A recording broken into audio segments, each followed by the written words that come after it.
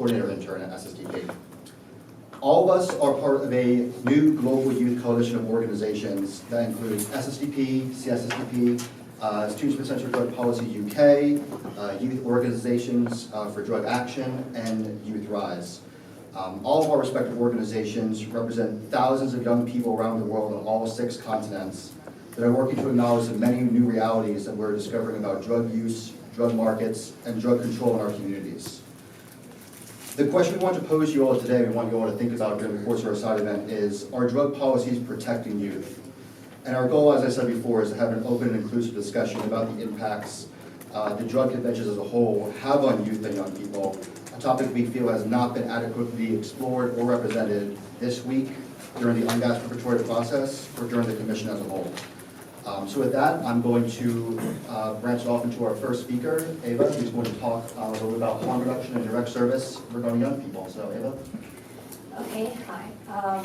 Every activity we do in life puts us under potential risk. It is potentially dangerous to drive a car, to climb a mountain, to go fishing or play ice hockey. By the past years, there has been many accidents and injuries caused to people by doing these activities. But that did not let us to forbid them.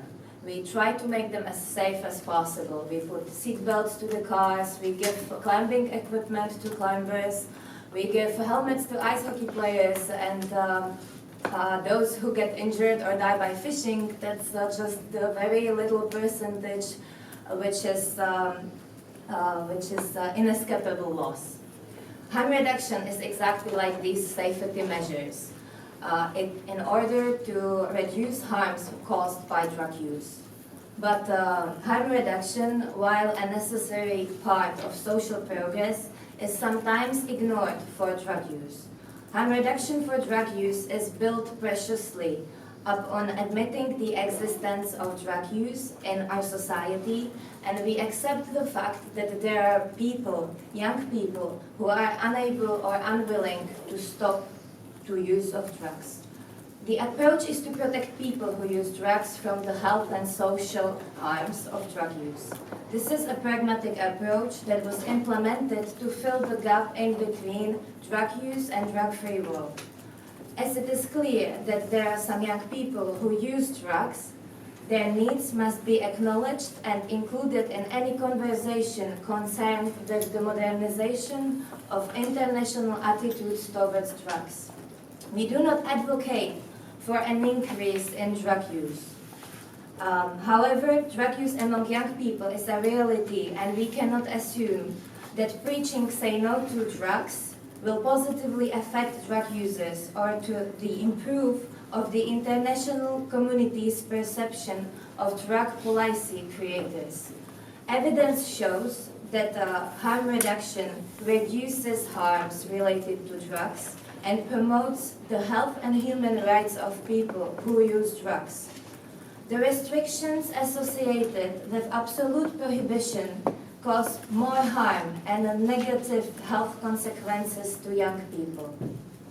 The absence of a supportive environment has led to marginalization and increased vulnerability to social and mental harms. A systematic lack of education and information has created vast stigmatization on young people, their families, and their communities. The reluctance of governments to invest in harm reduction has resulted in the death of many young people. The lack of support and clear, honest information, combined with an attitude focused on prohibition and not on acceptance and harm reduction, results in measurably higher rates of HIV, HCV, overdose, drug dependency, and other health and social harms. Access to harm reduction must be destigmatized and considered as part of the basic rights to health care. Overdose prevention is vital in order to keep young people safe. Harm reduction is about comprehensive, friendly, and non-judgmental services for youth. It is about breaking the stigma and compassion. It is about supporting, not punishing. Harm reduction is a part of prevention which should not be excluded from the final document. Prevention is here to prevent drug use. Prevention does not let the bad things to happen. Conversely, harm reduction reduces the harm which has been caused. The ideology behind harm reduction inherently accepts the fact that prevention didn't work, and it goes from here. We could say that harm reduction is here to prevent the fact that prevention didn't work and failed. Harm reduction is approached based on reality, and it works. Thank you. Thank you, Ava. Some very good points around harm reduction and why it's necessary to make sure that's included in the final outcome document for UNGAS. Great, so now we're going to move on, and first, before I do that real quick, for those of you that just entered the room, you'll see some slips of paper in front of you along the other documents. We would like to invite you all to write down questions you have throughout our discussion and pass along up to me, so you can talk about them during the final Q&A session, which we'll be doing the last half hour, 20 minutes or so of the panel.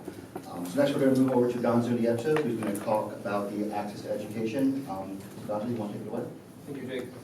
So I'd like to take the next few minutes to explore a number of ways in which drug prevention has affected youth access to education. But to give a brief overview of these concerns, recognizing the time constraints we have today don't permit us to undertake a more in-depth review of all relevant examples worldwide. So beginning with students' ability to enter into education, there are a number of policies around the world which prevent youth from receiving loans or grants for school, even if they have low-level drug charges, such as simple possession, and these policies are a serious cause for concern. An example is the Access to Higher Education Act in the United States, which denies students with minor drug offenses the opportunity to receive federal financial aid for college. These policies curtail the ability of youth to access higher education and disproportionately affect youth who come from lower income families. Inside schools, zero-tolerance policies have been widely adopted, and these regularly result in suspension or expulsion for drug possession and drug dealing. These policies demonstrably jeopardize youth's future, leading to reduced involvement in education, and often also affect future life opportunities and employment. As stated in the Alternative World Drug Report, vulnerable young people with difficult home lives are already more likely to be involved in drugs, and excessively punitive, knee-jerk responses serve only to exacerbate the challenges they face. So examples of these policies include drug sniffing dogs and police presence in schools, as well as routine drug testing of students. These interventions have not been proven to be effective and often carry negative unintended consequences. For example, a study of 76,000 students showed no difference in drug use in schools that carried out drug testing compared to schools that did not. However, these policies do impact the students' trust in their relationship with their teachers.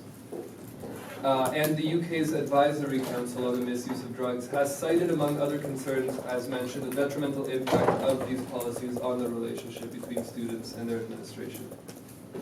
Another area for concern is the present state of drug education.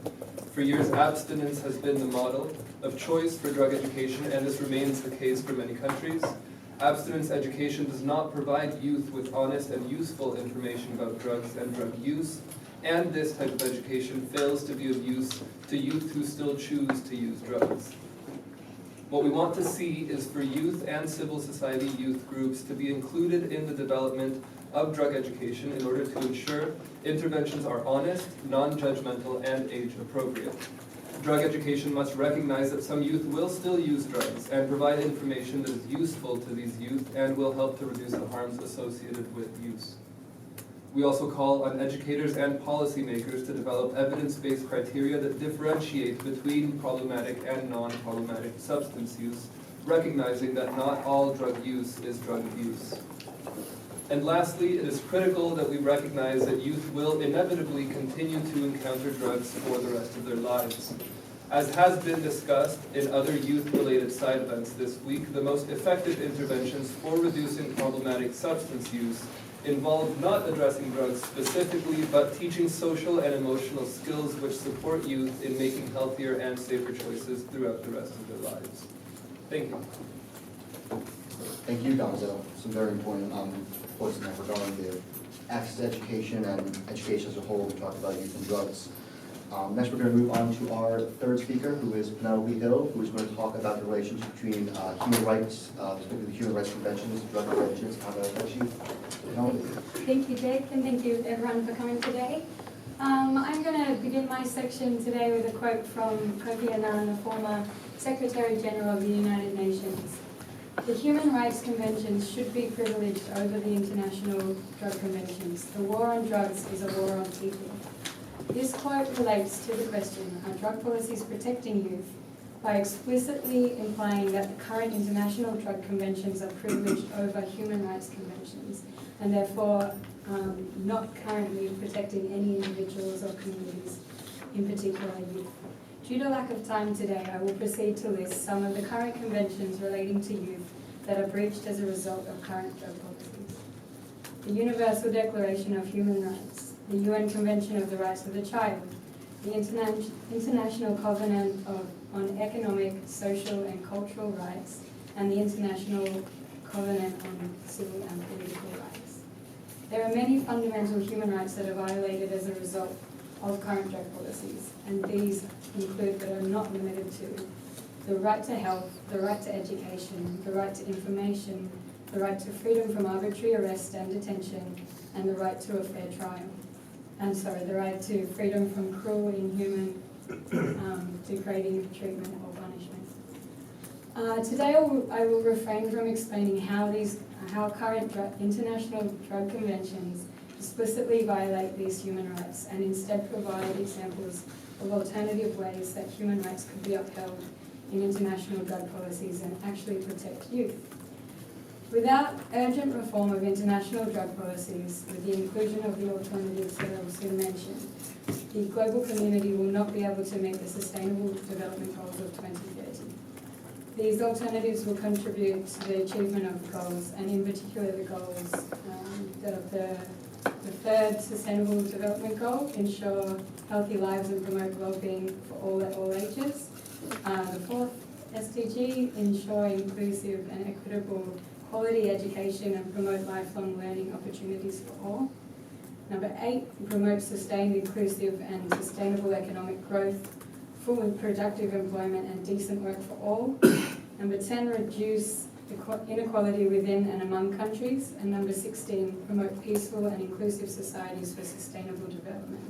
Provide access to justice for all and build effective, accountable and inclusive institutions at all levels. Alternatives that we as youth urge to be considered include, as Ava mentioned, providing evidence-based harm reduction services such as needle syringe programs and opioid substitute therapies without age restrictions, expanding harm reduction services that go beyond injecting drug use. Harm reduction initiatives need to be developed by consulting and working with youth in order to ensure that the services provided are appropriate to the demographic and trends in current drug use. Providing access to drug education and information on HIV and other disease prevention, especially to youth at risk of or already injecting drugs. Criminalization at a young age has devastating impacts for the rest of one's life, ranging from limiting future access to education and employment to the trauma of incarceration. And this criminalization often causes significantly more harm than the drug use itself. Therefore, personal drug use must be decriminalized. To stop the detainment without any judicial process or consent of youth to use drugs, and insist that young people charged with drug-related offences are not detained alongside adults in detention centres. Provide approaches that provide honest and objective information which move away from the say no to drugs strategies which deny this honest information and have so far been proven to be ineffective in protecting youth from the harm associated with using drugs, and eliminate the death penalty for drug-related offences. If the Commission is serious about creating a better tomorrow for the world's youth, they will recognise the huge disparities between the current drug control strategy and human rights conventions. Any formulated plan and policy around drugs needs to be fundamentally founded in human rights. We encourage all member states to approach the upcoming special session with an open mind and a clear commitment to improving human rights in the world, or we will continue to meet here every year to talk about the world drug problem again and again and again. Thank you very much.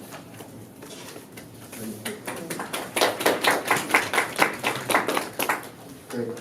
Thank you very much, Penny. And I think that last point is probably the biggest reason why we're up here is that we want to have a day where we don't have to be doing this year after year after year again, and hopefully get somewhere and create some progress on the world drug problem related to youth. So we're going to move to Sarah finally, talk a little bit about our youth position paper, which you all have before you today, and just sort of tie together what other three panelists have been talking about. And she'll also talk a little bit about why we felt the need to create this paper and this consultation. So Sarah, why don't you go ahead and take a look? Thank you, Jake. Hello, everyone. So I'm going to present the main points of the position paper. So the position paper that you all have in front of you is a result of an extensive consultation of youth working in drug policy from over 20 countries, and as well their extensive on-the-ground experience that includes hundreds of chapters and thousands of members around the globe. This position paper was also reviewed by our advisory committee, comprised of internationally recognized experts and senior professionals with years of experience in drug policy. And by this occasion, we wish to thank them for that. So here are our main principles. We believe that punitive drug policies have failed our generation and our society. They are impending on the development of young people and on our full enjoyment of basic human rights. We feel that in general statements, government officials, as well as in general statements, as well as here this week at the CMD, justify their drug policies by invoking the need to protect young people. However, our voice has often been absent from the debate. And if policies are implemented in our name, then our voices must be heard. We are here to speak for ourselves and for thousands of youth around the world when we say that we want a drug policy that embraces harm reduction, which should be enshrined in international drug conventions as a matter of urgency. We want a drug policy that creates a culture of safety around drug use. We want a drug policy based on evidence, compassion, health, and human rights. And we want drug policy to start making sense. In line with these principles, we hereby encourage the UN member states to acknowledge and invest in harm reduction services such as drug checking kits, supervised injection facilities, educational material about minimizing risks associated with using drugs, and nightlife harm reduction. We strongly encourage states to provide these services and to decriminalize the provision of these services that have the potential to save lives. Further, conduct an evaluation of international drug policies with regards to children and young people, seeking compliance with the UN Conventions on the Rights of the Child, the World Health Organization, as well as other United Nations agencies and relevant treaties. Further, call for an evidence-based, age-appropriate education that aims to provide objective information on drug use that prioritizes the reduction of harm rather than relying on fear and intimidation tactics. Young people use drugs, and 50 years of the drug war has done little to change that. We need education that recognizes that fact. Further, call for decriminalization of drug use and associated penalties for the possession of drugs. This is particularly important for young people, students, homeless youth, and members of marginalized communities who suffer mental stress and long-term consequences from incarceration, and whose future employment as well as educational prospects are often severely affected by criminal records. Further, allow and invest in research relating to medical benefits of psychoactive substances such as cannabis, psilocybin, ayahuasca, ibogaine, and MDMA. Medical and scientific research of these substances has been severely limited due to regulatory and financial obstacles. And here we underscore the need for a drug policy approach which prioritizes medical and scientific research and is based and grounded in evidence. Finally, we further encourage the UN to work to ensure active and meaningful participation of youth and youth-related organizations in the development, implementation, and evaluation of drug policies and programs. We welcome the UN initiative in appointing an affected population's youth representative as a member of the Civil Society Task Force. However, we are disappointed in the overall lack of opportunities presented to youth to engage in these discussions at the international level. Therefore, we believe the following step is crucial to include the youth voice in the process. We invite all member states to include a youth member on any delegation to future sessions, meetings, and events regarding drug policy, and request that side events focusing on youth are prioritized. We sincerely hope that the upcoming UNGAS, as expressed by the Secretary General Ban Ki-moon, is a forum for a wide-ranging and open debate that considers all options. It is critical that international bodies and member states consult and act on the input of youth. And while the motto of UNGAS is a better tomorrow for the world's youth, we wish for a drug policy approach that seeks a better tomorrow with the world's youth. Thank you very much.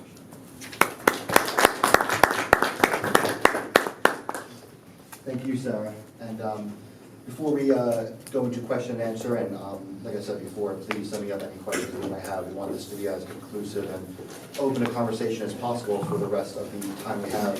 I want to turn it over to our friend Aram for a second, who's going to talk about a campaign being organized by Anyone's Child, or by Transform called Anyone's Child. So Aram, if you want to do that real quick. And, Yep. Thank you very much, and thank you for providing a little space. I know my colleague Jane wanted to be here and present this new campaign that we're organizing at Transform, called Anyone's Child, Families for Safer Drug Control. The website is anyone'schild.org, and the essential messages is pretty much in line with what has been said, and with this very good paper from SSDP and the Canadian UK Youth Rights YODA organizations. And the main idea is there is no doubt that drugs are dangerous, and that's why we need to put them under control, and that's what we can do to better protect and promote the health of children and young people. Simply by banning and by criminalizing drugs, we haven't necessarily deterred young people's use, and by the contrary, we have done a lot more harm. And so the campaign really looks at the stories of families who've been affected by the war on drugs, or by drugs themselves, but also by drug policies. A couple of really good stories, particularly from mothers from the UK whose children have died because of drug abuse, or overdose rather, and them sort of saying how if drugs had been controlled and legalized, the story could have been very different. And so in this sense, the campaign tries to move, as it was very well put just now, beyond fear, beyond discrimination and punishment, and towards drug laws that are centered around honesty, compassion, and health. So we just wanted to make a call out to people if they want to join the campaign, if they have stories that they want to share, to visit the website, NOSHL.org. Thank you, and our coalition will be working with the Anyone Shall campaign over the next month to prepare for Ungas, as well as conducting some outside actions during the Ungas itself. So I'm sure we'll be seeing a lot of what happens with that campaign over the next few weeks and months. So great, so we're going to use the last 25 minutes or so we have here to have a very inclusive Q&A. This is the most time I've seen all week for a Q&A during this event. Great. So I have two questions in front of me right here, right now. And I'd love to obviously invite anyone to send out any more questions. I think these two questions I have here are very much linked together, so I think what I'm going to do is read out both of them. Then we can have multiple respondents. Most of you guys can respond to both of these. We can move on from there. So the first question is, does anyone here know about the UNODC Youth Forum? Who is on it? And how did it get appointed, and what is its role? We do know about it. And the second question related to that is, have youth been tokenized in the Ungas process? In what ways could governments better facilitate participation of youth in developing drug policy? Do we have someone that wants to tackle this first? Sure. Yes, to our understanding, the Youth Forum is closed only to youth who are officially appointed by member states. There is no civil society youth participation at this forum, and we do, I think, at least I speak for myself, believe that youth have been tokenized in this process. We don't see the input coming from youth being meaningfully considered by the broader commission. And I think, personally, I imagine other panelists also have additional contributions, that one of the most important changes that can be made is to ensure not only that youth are participating in the process, but that youth who use drugs are participating in the process and are providing the input that they bring with their experience. I asked the question. I just wondered if there is someone here who can talk to us about how long has it been in existence, when was it created, what was its purpose, and is there anyone who actually knows the answers to these sorts of questions, that knows about the UNODC Youth Forum? Yeah, is there anyone here from the UNODC Youth Forum? I think that you should actually speak with your own government officials to be appointed to that. So I'm not on the Youth Forum, and I used to work on youth quite extensively over the past couple of years, and we did send somebody to the Youth Forum from my organization, a different one, Expolia, 2 years back. And the process in the case of Mexico was done through the Foreign Affairs Ministry, who made a call for applications. A bunch of people applied, but then they asked that person or their organization to fund themselves to come. So that really limited. I know there were about 5 or 6 young people from Mexico who wanted to come, and then at the end it was just because this one had us, an organization, the other ones just wanted to talk about it, weren't necessarily formally affiliated to an organization. We were able to support him, and then he came. I know he was one of the very few dissenting voices from the Youth Forum a couple of years back. His appreciation, and we do have a report that we put out with his thoughts on the whole process 2 years back, was that it was very much misinformed, very tokenistic, and by misinformed I mean they wouldn't actually delve into the depth of the subject. They would simply generally talk about how drugs affect the health of young people. They wouldn't necessarily go into harm reduction practices, or how policy affects young people, and that sort of thing. I know Scott as well has been very engaged with UNODC in attempting to open up the space a little bit. So far I think it's been very tokenistic, and been able to. So one of the things that some of us could at least attempt to do is to advocate to our governments to at least know about something like the Youth Forum and then actually support young people and nominate people into it. So And adequate people. yeah, so our government, the Australian government delegation here were unaware, don't understand, don't know anything about the Youth Forum. That was the response, I think, Penny, that you got. So that's really why I asked the question, just so that we could open up some discussion that sometimes the apparently formal mechanisms that have been developed are unknown, and as well as trying to deal with this from outside the formal mechanisms, we need to try as far as possible to change who gets represented in the formal mechanisms. And so I think that it's something that each of us could take back to our own countries and try and actually explore, at least ask questions about this. Can I just do a follow-up? So I asked the other questions around the tokenism, which I think was answered. And then the other one was actually more like outside of the UN process. So I think, you guys have like five different national representations up there. And I'm just wondering if you might speak to like, on the ground, drug policy is really formed at the national and local levels. Like what ways would you like to see local government or national governments try to get you in and include you? Like what kinds of different mechanisms do you think would help to get your message across to them or help to form better policy? I guess some kind of a focus group made of young people who use drugs from each country that could make up the results or some advising, and then turn out a representative who would represent the youth opinions of the country.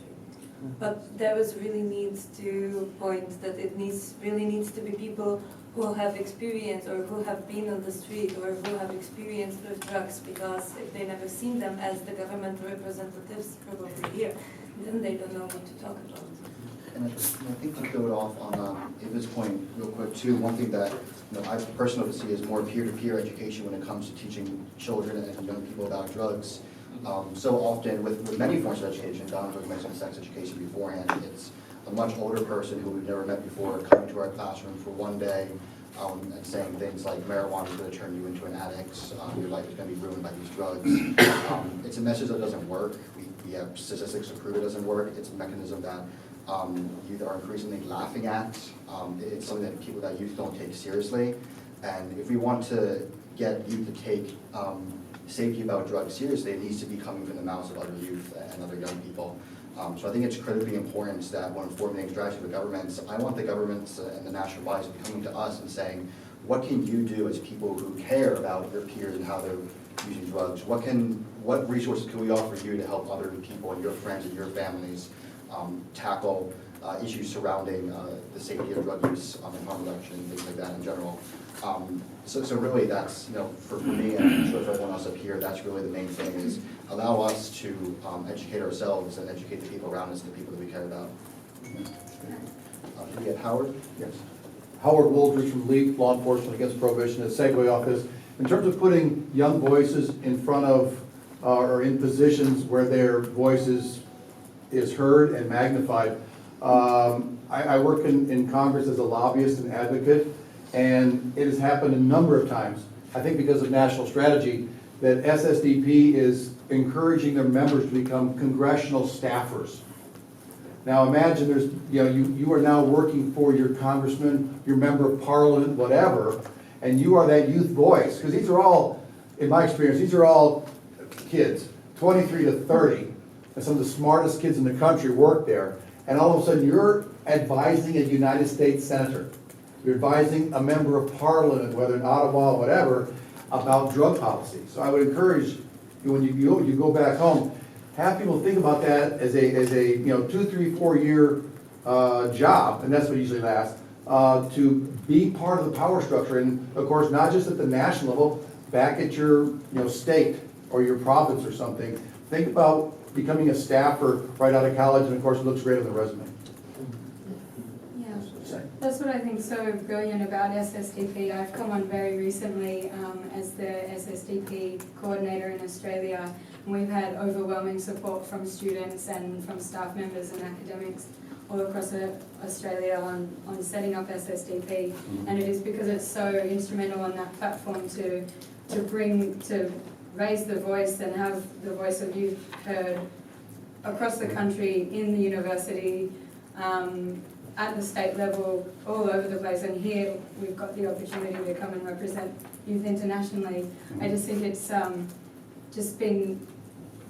it's so key to have that voice, as Sarah mentioned before, not just here in the UN, but in our societies on the local level, to have a youth representative on all panels and all discussions about drug use. And especially as drug trends are changing and different drugs are coming out, being used a lot all over the place. To keep up with the development of harm reduction strategies and other initiatives to do with drugs, we really need to have the voice heard of the youth and the people using drugs. It's just so key to know. I don't think you'll ever have a successful policy or strategy that will actually reduce harms from drug use if you're not directly consulting with youth and people using drugs. Just to add, it's Murtaza Majid from Youth Rights, and regarding youth participation, there is no real mechanism in the United Nations setup or in any NGO, which we have not all, but some NGOs don't have a youth participation model. So the model which could be nice to promote is for youth with youth, because right now we are really struggling with funding of harm reduction services for general population. So having a specialized youth projects is quite expensive to run. So the model that main donors and people who would like to run NGOs is to promote for youth with youth, because as Eva said, focus groups are the main thing as we are doing to go to the cities, go to the communities, do some focus groups.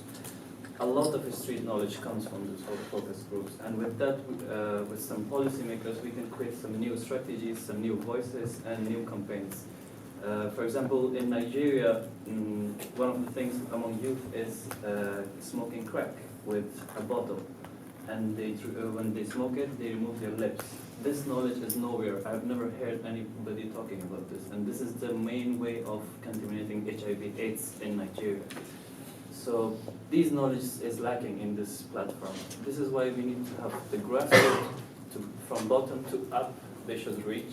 And then that's how we might change the attitude of people who make policies, because they don't know the streets, they don't know what's happening on the streets. What is the suffering really, or how many people are dying every day. So such things should happen. More focus group training meetings, more voices off the street would definitely make a direct interaction with our stakeholders. Thank you, Murtaza. You can send the topic if you guys want, but I think I saw a hand over here earlier. Yeah, please. I'm Nick McGeorge from the Quakers, but I used at one time to be publicity officer for the Consumer Council in England, which was a grant-aided body. One of the things we learned, if you ask consumers questions about, there's a new product, what would you like to have as a new product? They can't give you an answer, because they don't know what the possibilities are. And one of the things that if you're going to go and ask people, I learned, you've got to educate them as to the possibilities that are out there that are feasible, because people don't necessarily know. And so if you're going to ask young people, they can be full of good ideas of what's going on, but they might say, well, actually, we've already got that. And what I'm getting at is to be careful about covering this business of ignorance. And I always used to quote business, the good old days of shirts, where you could only have cotton or linen shirts. Somebody said, what would you like with a shirt? And people would say, well, I'm not sure what cotton. He said, well, how about a drip-dry shirt? Of what? No answer. And what I'm getting at, nobody thought it was possible, technically, to have a shirt that you could hang up and it would drip-dry. So that's always the example. The other thing I was going to say, as a local politician to doing this crime, there's good ways of asking kids questions, and the adults don't have a great deal from that. And we've done that. It's about how unsafe children feel at school. Basically, adults wouldn't tolerate the criminality that occurs from the antisocial behaviour in schools if that was happening at work. They really would. And the other thing is priorities of money. You listed a whole list. I was going to say to you, what are the three? If I've got a limited budget, which of your top three should we concentrate our budget on? Good question. I think just raising awareness and educating, I think, is probably the most cost-effective way to get out to the wider community. Campaigns and education in schools. And you know, to that point too, Penny, and you know, I think this ties into what you were saying before, there are so many other organizations out there, SSDP, Youth Rise, and Yoga being a few of them that are already doing the work on the ground to educate students, have been doing so very effectively for the past 10, 20 years. We don't need to, you know, create a whole new radical framework for how we educate youth and how we educate themselves, because we've already created that over the past couple of decades. What we need to do is reallocate our resources that we're putting into law enforcement, into criminalization, into restricting access to medicines, all of those resources that we're pulling together in various states as an international community, and put those into the already existing structures, organizations, and NGOs that are doing this critical work and have been working with youth. Because I think ultimately, like what I was saying before, the people who I think the youth are most likely to listen to are the youth themselves. To that end too, people want to listen to others that, you know, they feel like they know what they're talking about. They feel like they know, you know, they're not just showing up to their school because of an organization they work for and lecturing them about something. They want to be able to see that who's teaching them, who's talking to them, has experience and whatever field they're talking to. So when it comes to drugs, when it comes to educating young people about drugs and having these conversations, I really do feel strongly that if we just kind of look at the resources already out there, and the structures already out there, and the NGOs already out there that are doing this, our answers are out there already. It's just a matter of reallocating our resources to make sure that those voices are the ones that are really the ones in contact with our youth and around the world. Just for time check, we have like 8 minutes left, so please, Murtaza. I'm sorry. I'll just add one question regarding providing some better education. First, again, I insist, ask the kids themselves. They will tell you how to educate them because they know how they learn. Some kids might like it to draw and learn. Some kids might like to film it and learn, and some kids like to have a lecture on drugs. But the idea should be a direct, honest drug education. That's what we need.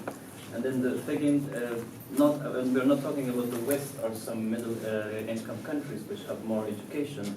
If we go back to the Asian countries and some third world countries, we have low literacy in that countries. Kids on the streets don't read and write.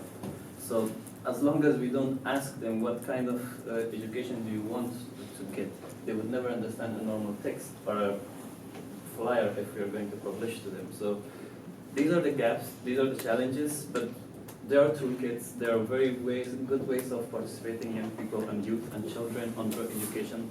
And then one thing which we really lack right now is that whenever we go to the people, like we need drug education, they say there is no data about how many kids are using drugs.